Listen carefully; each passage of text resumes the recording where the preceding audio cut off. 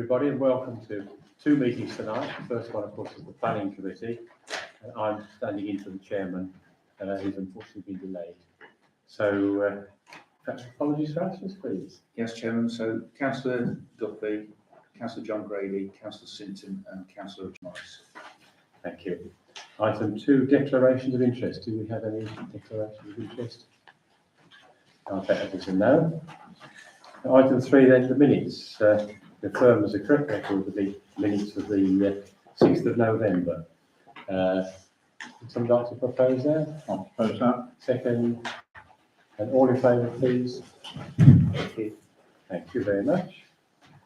And we move on now to item 4A, the planning applications. And there's a fairly short schedule tonight.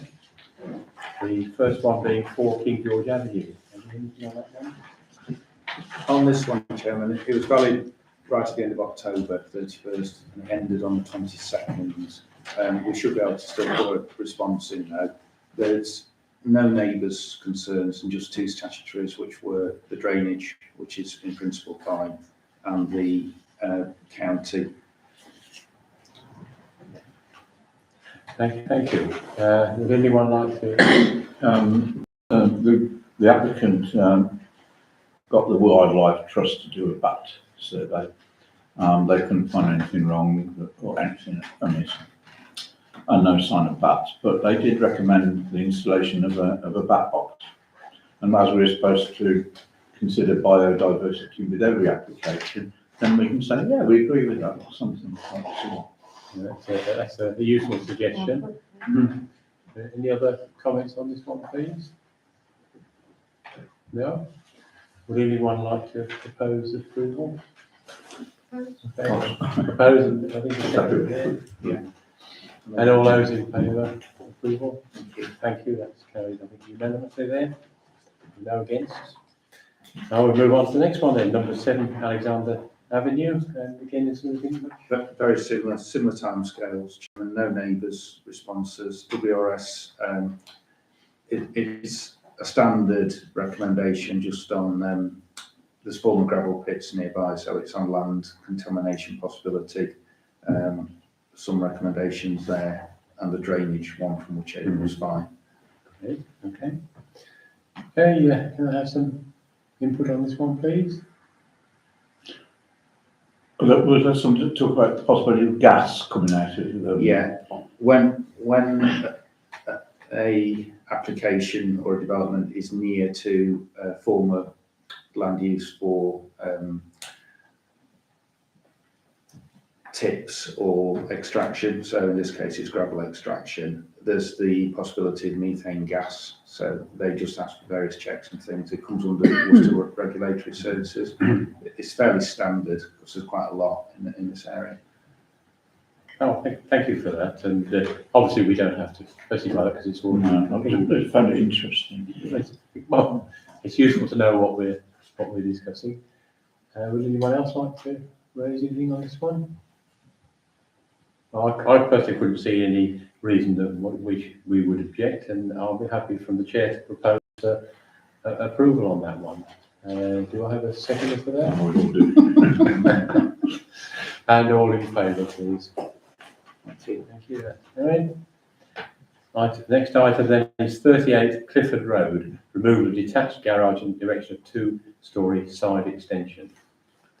This one, Chairman's got a couple of weeks to go to the 16th for the end date on consultation. As of Friday, there was no neighbours' responses and no statutory ones, but it was valid on the 10th of November. So it's been up there nearly 4 weeks. Oh, it's always a good sign. Comments on this one, please? Okay. When I looked at that one, it seemed to be perfect. In fact, it looked at improvement to the actual the size. So I couldn't see reason to object to it. Would anyone like to propose approval? Do we have a proposal there? And the second, thank you, Councillor King. So all those in favour, please. Thank you. Good. Good to be going now. And I think the last one, isn't it? 17 Bowden Green erection of a single-storey rear extension, again, part retrospective. This one, Chairman, it ends on the 12th of December. There's no statutory replies as of Friday last week. There is one neighbour's objection, which is the immediate neighbour, number 19, opposed to the applicant, which is 17.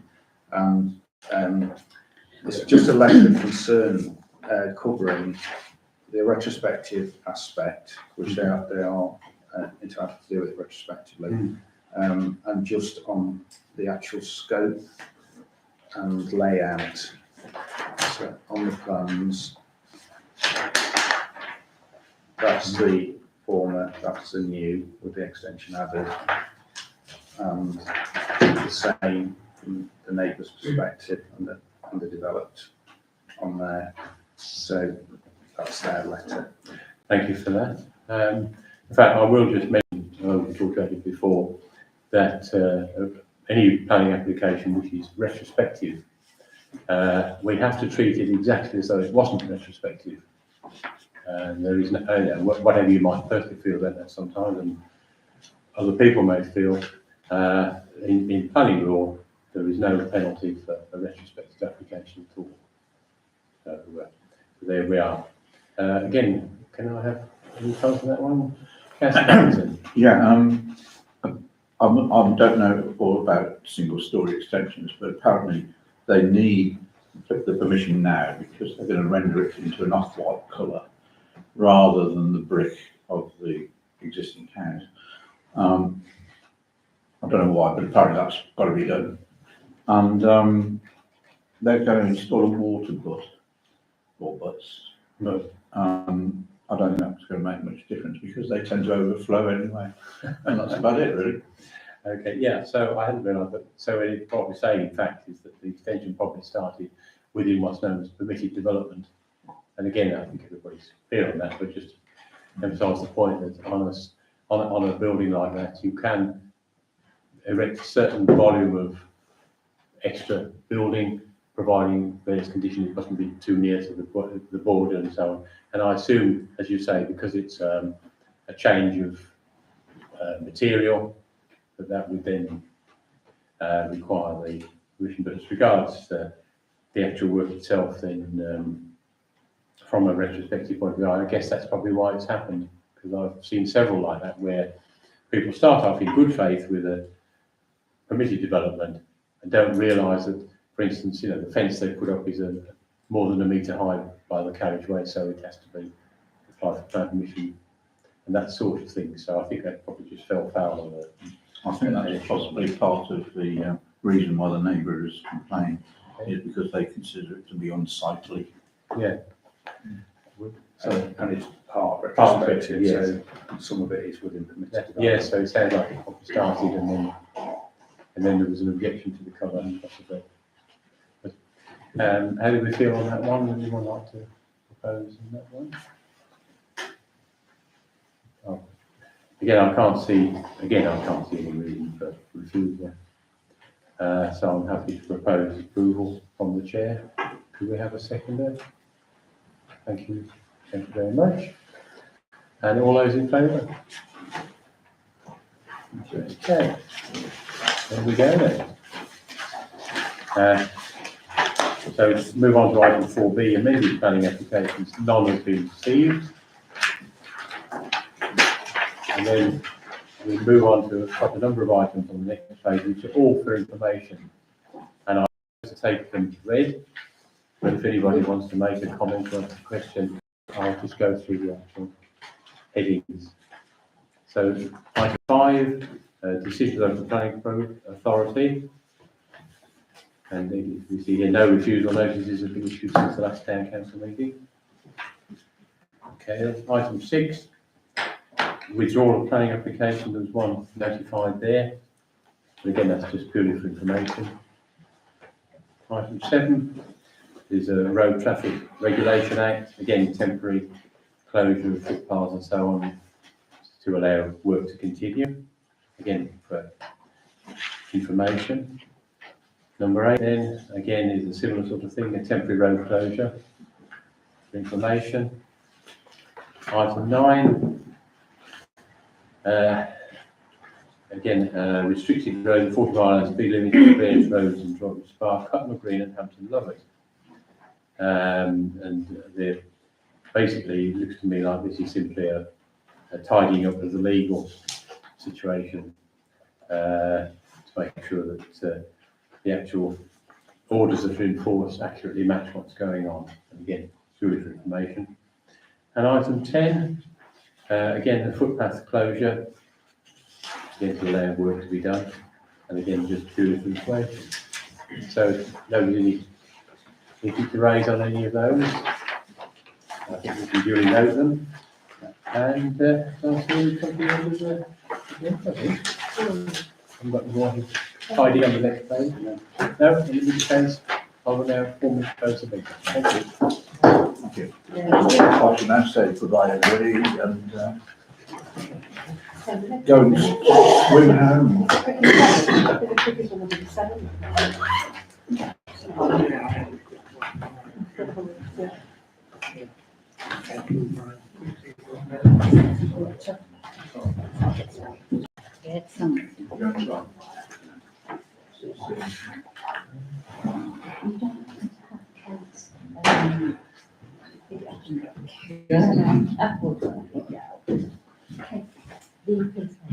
Atkinson, yeah. I have in the office.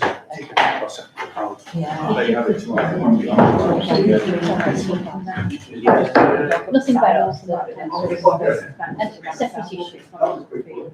Thank you.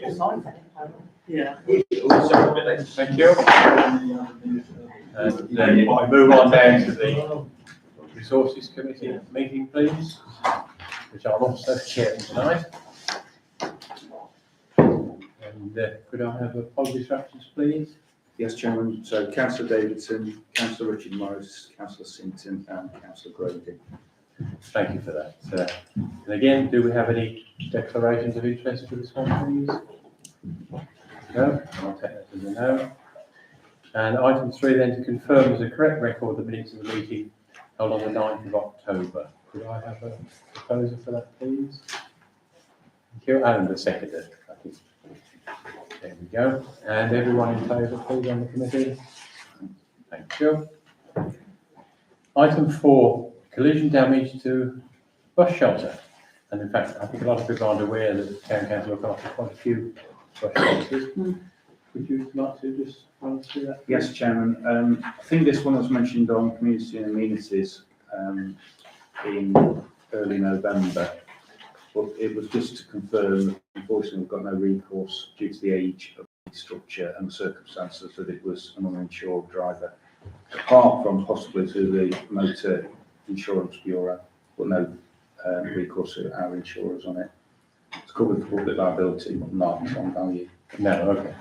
So we're just going to have to Basically, it's a write-off. accept it, yeah. So I presume that will come back to committee. Come back, it'll be part of preset budgets and estimates for January as to provision for the or renewal of suitable shelters. Well, thank you for that. Anyone, any questions? If we're looking at replacing the bus shelter, could we look at sort of sustainable options to go with that? So you've got, obviously we've got the bike shelters that have been put in. Something similar along those lines would be fantastic if we could look at it. It might be an additional cost, but we can have a look at it at least. I can see that makes sense. Again, that's something which the last town clerk tend to bear in mind as the things come through. Councillor Duffy. It sounds quite a worthwhile idea. I've heard in the past, because this is along Ombersley Way, isn't it? I've heard in the past of accidents happening, especially towards the bridge over the canal on there. Could we ask that Highways and possibly the Safe Neighbourhood team take a look for safety solutions in the area, sort of whether that's more signage, improved lighting, something like that? I imagine that's not the sole cause of the accident, but I have heard of accidents further along that road. I think in a similar vein to the road that you looked at, Councillor Brooks. Having it being quite a wide road with quite a lot of just dashed lines, sort of creates that that speed run effect. Yeah. see no reason why we shouldn't do that. I will just mention that both the police, as you'd expect, both the police and county highways regularly monitor and record all accidents and incidents. And obviously flag up if there is a situation where there's perhaps more than one would expect. It does get flagged up, but there's no reason why we shouldn't flag that up and ask for it. We can refer that. The circumstances of this, unfortunately, it was a drunk driver on Saturday, 4 o'clock on a Saturday morning. So not much we can We will refer it. as well. Yeah, I think, that's sort of slightly more in scope. Yeah. Could they just have a look at the incident records and see if there is any justification or anything needs to? That'd be very appreciated. I think that would make absolute sense. Thank you for that. Any other comments? Then I'll go on to item 5 then. Graffiti and vandalism to bus shelters and street infrastructure. It is becoming serious, isn't it? It is. You want to take us? Yes, Chairman, it links a little bit into the previous item. Councillor Clements met with Sergeant Cathy Atkinson and myself a couple of Fridays ago as to what proactive measures we can look at to reduce some of this graffiti. The police are struggling to apprehend the people that are tagging it. There's 2 or 3 that they know are involved, but they've literally got to catch them doing it. It's all over town, but it's more prominent in the Ledwich, Ombudsley Way, now towards the west by Briar Mill and the school. It has been literally every road sign. What we have done, as it says on here, is the Office of the Police Commission and Crime Commissioner.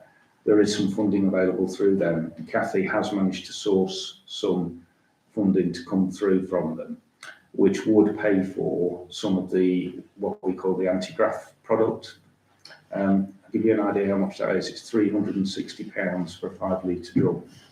So it's terribly expensive because of the spec of the product, but it does work. We have treated and repaired 1 bus shelter as a test, and it's the same product that we use for the underpasses in the summer, under Briar Mill and the station and all those, and the one from King George's across to the west. They've all been treated with it. It still allows them to spray it, but then it comes off with the wipes straight away. So it does reduce the problem. It doesn't take the problem away until obviously people that are doing it are apprehended. But I think with the success of it, we are looking at target hardening on 5 or 6 vulnerable town council bus shelters. So there's 2 or 3 on Chawson at the Salveston Way end. There's 1 at Folsom Pits on Worcester Road, and there's another one to be replaced, obviously, from the accident on Ombudsley Way. In addition to that, I've arranged with Highways, and it's a manpower issue, this, but they've consented for all the traffic signs, so the Highways infrastructure signs, from Ombudsley Way up to the station and those areas, even down as far as the Solwart Road, where it's appeared down there as well, that we can actually apply that anti-graft to the reverse and the frontage of all those traffic signs. You are restricted for cleaning because we have some community interest with people wanting to clean signs, which is commendable. But the traffic signs, it damages the reflectivity. There's been a couple of ones where people have done that, and it's basically ruined the sign. So it needed that 3-way conversation with Highways and the police as to what's in scope. So at this stage, we're waiting for the funding to come through Cathy Atkinson's team. Once we've got that, we can purchase the anti-graft with some that we've got in stock, and then it's a resourcing issue between Highways and Rob Lanksman to start applying it. But we need to do that in probably a frugal way because of the cost, and also we have not got the manpower to be doing every road sign. It's target hardening in the areas where it's most prominent. Yeah, I can see the point of that. And again, you also made the point that it's disappointing when well-intentioned things are done, but without full knowledge of what's involved. So certainly, any good ideas, again, need to go through either town clerk or through the appropriate council. That's it. Taking learning from the sort of graffiti assault that we saw on the underpasses and the signs around around Ombersley Way and the Bridewell Junction where the underpasses are there. Could we either ask, well, preferably both, ask the police to plan, the Safe Neighbourhood team to plan an increased surveillance around the bus shelters and any large areas where we apply it or that are being cleaned, but also could we approach Wychavon's environmental crime team about some of the new cameras they were showing off at the and displaying to parish councils at the fly tipping event they did, as those would seem quite a good opportunity to hopefully catch some evidence of who's doing it, or at least what time they're active, and help sort of direct police efforts. But again, that sounds a very sensible suggestion, thank you. And in fact, on that same thought, it has occurred to me, if it's not already been done, whether it's worth asking the police to have a look to see if there are any private surveillance cameras on houses that might overlook like the bus shelter or whatever, that we could actually ask them to have a look at when there's an incident. And in conjunction with that, I'm quite keen in the long term that we try and make sure the bus shelters have actually got a little plaque on them with contact details, and the fact it is the town council, in other words. As you now see on railway bridges and so on, you'll see that little plaque saying that's bridge damaged, please contact. So that we know promptly, and then again, if there's a chance to. Yes. I had a little research earlier about on the bus shelters, how you could like put off graffiti artists. And one of the things I think was like Bristol Council was saying to trailing plants or climbing plants, because it then blocks out, say, like some of the panels, so that they can't actually graffiti on them, and then they can make it look quite good as well, because you can have like plants that might flower in the summer and stuff. I don't know whether that's an idea or it's a more of a solitary long-term. bee. You could have like solitary bee hives, couldn't you, as well? Yeah. Because they were saying because they can't get to the actual boarding and hoarding, they therefore don't graffiti that particular. Well, we probably have some residents that we haven't maintained the space. Potentially, but I just thought it was like an No, it's interesting an idea. I think if you've got signage on to say what you're doing, is this. Yeah, you're quite. Yeah. Again, do you think is that something that might This be is a worth- pollinator area or Yeah, I just something. thought it'd be a bit And it interesting. fits in with the biodiversity as well, doesn't it? Well, again, if we are looking at Councillor Frank's suggestion, we are looking at the makeup of the actual shelter itself. That might be something. He said it was a long-term fix because obviously it's got to grow. So Yeah, Councillor Frank. I just, based on what you just said about signage, and I just think if it's mentioned that it's owned by the local community, you know, the town council, Yeah.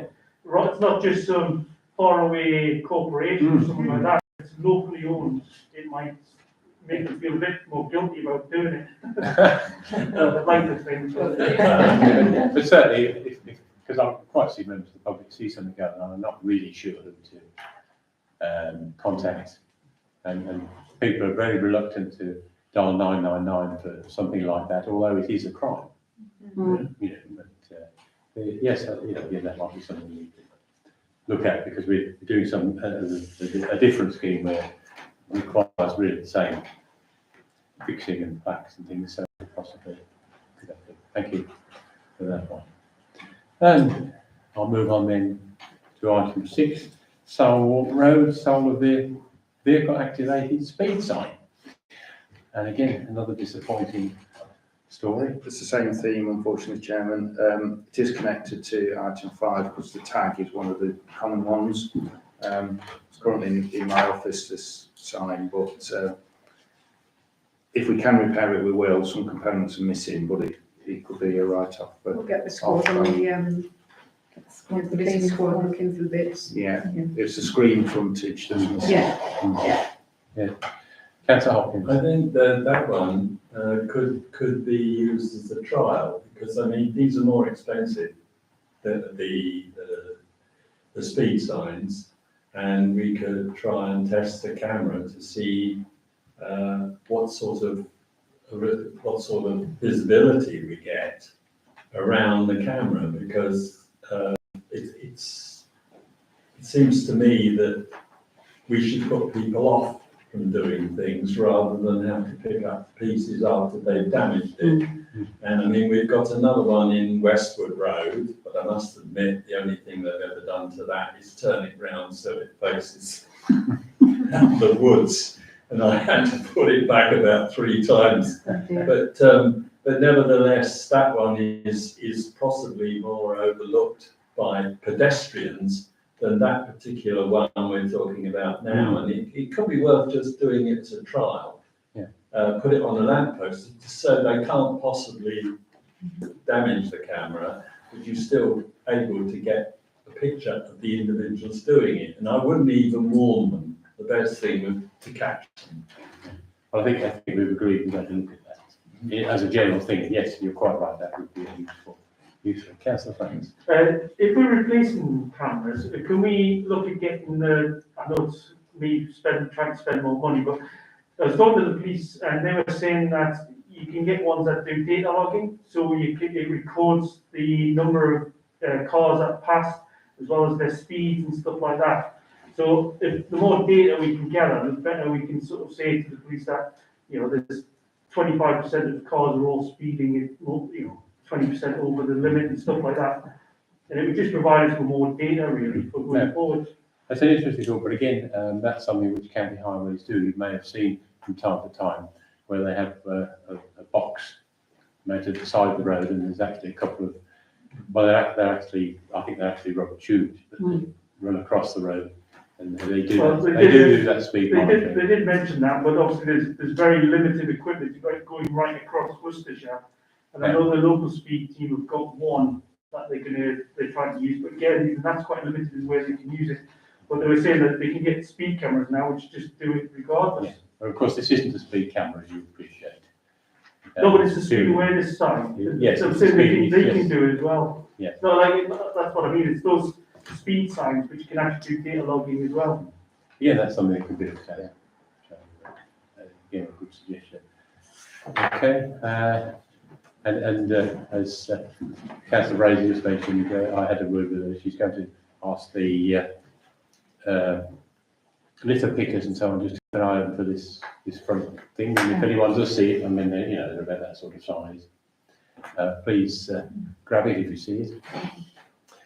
Okay, now move on then to item 7.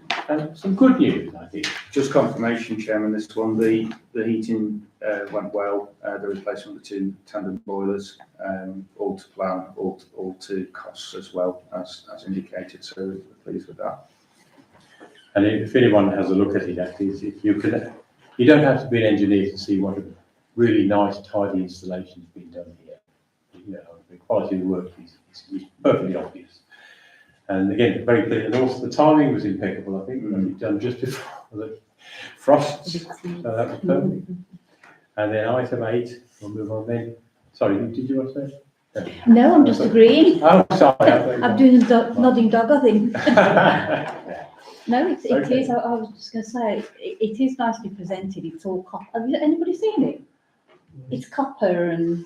Oh, it's fantastic. But it is, isn't it? I mean, it's almost a piece of art in itself. In fact, I think we'll have A grand opening. Yeah, we'll have a clear panel on the door and just lay it up as a piece of art. Yeah, it does look good. We get it at the tape mob, no problem. I think the good thing, Chairman, with the whole installation was there was not one leak or anything in the whole building. We had to drain it, the whole system, and repressurise it with the age of the pipes and the radiators from the 1930s. There was not one issue with that. That again, really. Touch wood. Yeah, just big schools. And of course, the other good thing about it is that the new installation, there's actually 2 boilers in tandem. So if one needs servicing or fails or something, there's still the other one carries on, which again is a system. We put a similar system in the Coventry charity, the arms houses, and again, it's been very successful. So good. So item 8 then, the community infrastructure levy. Yes, Chairman, on this one, what the suggestion is really is to consider it in January at full council with the reserves position, because positively, after our interim audit, the guidelines on reserves have changed obviously this year. We are in a good position to the threshold. So our town council reserves aren't fairly complicated. We've got an element that is community infrastructure levy, which needs to be spent within 5 years. Of the 2 amounts that we're currently holding, we've got till January 25 for part of it and September 26 for really 3/4 of it. But it would be good in the early part of this administration to allocate that to a suitable project for the community. Otherwise, that one is lost and has to be returned back to Woodhaven. So it's just forward notice that we need to consider that. So that would be part of the reserves. We've also got restricted capital reserves. So that is first call on any projects for the town council, any strategic projects. So again, I'm speaking to Councillor Duffy, yourself as Chairman of Resources, and that will be presented to full council and the committees, split between the two committees at the January meetings, because it is vital to preset budgets and estimates for the next period.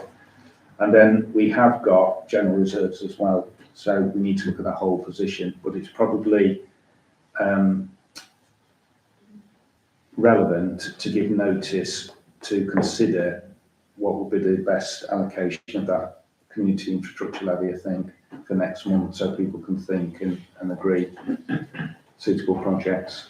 We're looking at £1,939, which came from Cockshire Hill, and just over 7 that came from the other development. Yes. Is there like a range we could? It's quite detailed, but the pack that went out. Oh, did that one? The letters. Did that? Yeah, okay. In very basic terms, it's got to benefit the community. So playgrounds, shared infrastructure, those sort of things can all be suitable purposes. Okay. Okay. Thank you. It seems like it's a lot to, well, it's mainly that support sort of the developments on the east and the southeast end of town.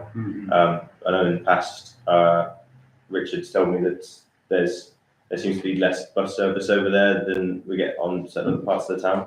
So that could be a consideration. I think, I think travel infrastructure in the sense of sort of footways, cycleways or busways seem like quite a good use for it. Sounds a good option to explore.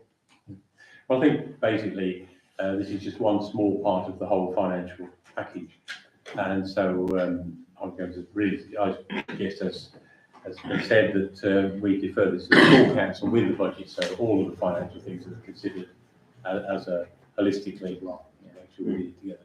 Councillor Franks. What information do you want for the January meeting when we bring together ideas?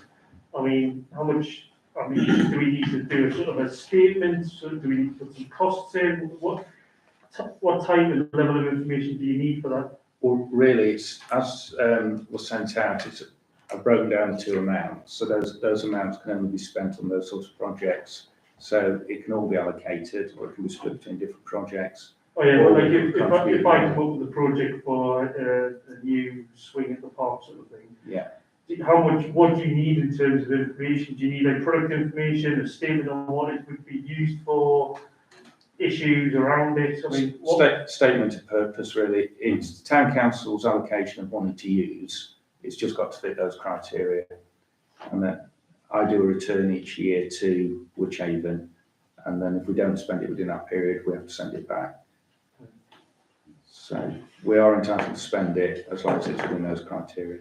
Again, I think if you draft something up, you can always have an informal word with the town clerk just to see, have I given enough information or too much? Or, yeah, no, that's good. I don't think Woodhaven would get involved with things like product spec and things like that. That would be down to us to spend it sensibly. Yeah, no, that's fine. Yeah. Yeah, so I mean, it might be a new bus shelter. So you wouldn't have to go any further than that if that was the project. Yeah. In the pack I sent out, there was the returns from Woodhaven, the original letters of the award, and the breakdown of the suggested criteria and purposes is on there as well. Thank you for that then. Okay then, well, we'll move on then to the rest of the business, and we have some confidential business. So item 9 is to consider the exclusion of public and press by passing the following motion. That the press and public be now excluded from the meeting under the provision of the Public Bodies Admission to Meetings Act 1960 by virtue of the confidential nature of the business about to be transacted, which involves financial and legal matters. So could I have a proposer for that, please? I think Councillor Franks and seconder, Councillor Duffy. Everyone in favour? Thank you. We'll now pause while the recording stops.